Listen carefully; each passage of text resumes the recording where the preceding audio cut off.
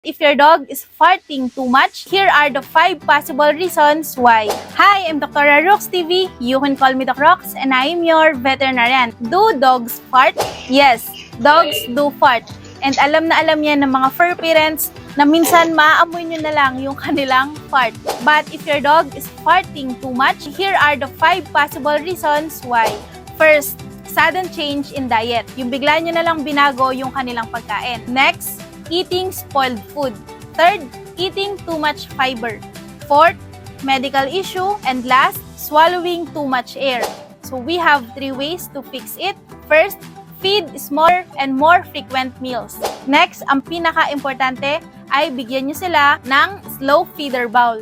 Dahil ang isang rason kung bakit sila sobra mag-fart ay because of too much swallowing of air. So nangyayari yan kapag sobrang bilis yung way ng pagkain ng inyong alaga. Yung iba, pagbigay nyo pa lang ng pagkain, ubos na nila.